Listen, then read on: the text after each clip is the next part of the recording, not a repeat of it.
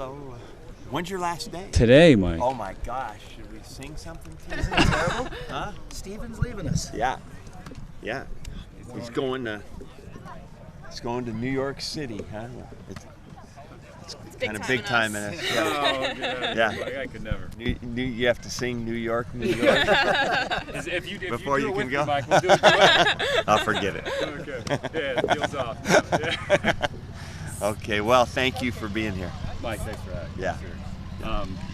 Power 5, let's start with getting to Yeah. business. Power 5 got the autonomy.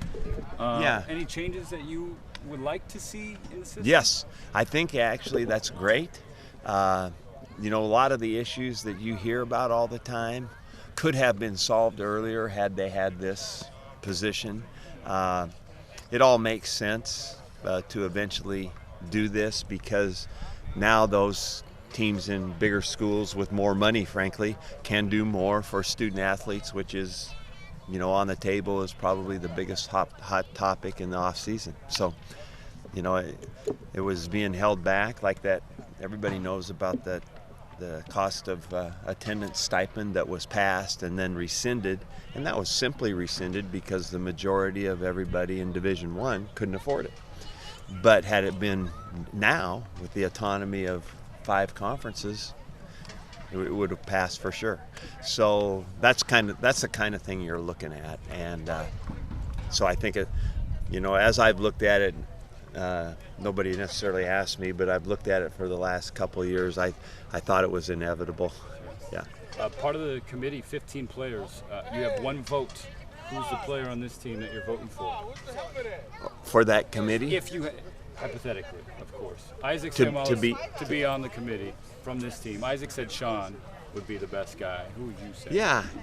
I think it would be, Sean Doctor, or it might be Teron Alexander. I don't know. The usual suspects. Yeah. I've got so many guys, Stephen. I'm not going to single out anybody. I've got lots of seniors that are very, very conscious of and aware of all the issues. So, yeah. Second day in Shells, just how would you assess how today went overall? Good. We did much more team, more Skelly today. So it's the interaction of football is good for this early. It's interesting with having been around in a program for a while and then having some older guys in the program. You can pretty much take off and get started, make it look like football a little bit pretty fast, and just trying to plug in some new spots and formulate the whole team and then get all the situations covered that need to be covered. That's our big issues now. Mike, with those holes on the offensive line that's going to be talked about for the next few weeks, you got guys like Sean Harlow, who's only a sophomore, but it seems like he's stepping up and he's working with guys on the side, and he's kind of assuming a leadership role already as an underclassman. He is. There's no doubt about it.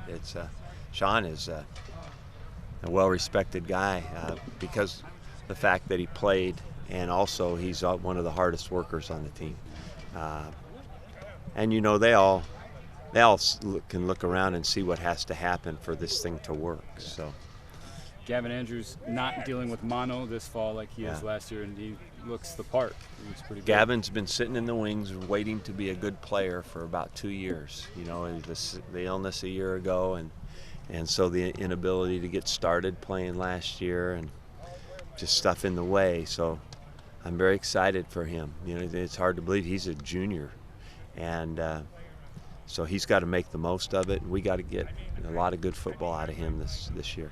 He was at left tackle a little bit today. Yeah. Was that Cav's idea? Was that just experimentation? What was behind that? Everything right now is about getting ready to find the best fit on what that might be for the first game, and then there has to be like 3 thoughts: what's best for today, what's best for the first game, what's best for the time when Isaac gets healthy and can come back. It's not an easy thing to think about and try to figure out how to do that day to day. Do you need every guy on the line to be versatile, or just a couple of guys? Well, it usually amounts to there's maybe 2 or 3 that are pretty versatile, and that's a good thing. and some of the guys you need just to be good at something, you know. So you don't want to overload them, especially when they're young. That's why I'm impressed with Harlow too. You know, he's learning a lot of different stuff. He's even played a little bit of center, and he's a good player, and he's going to be a very good player.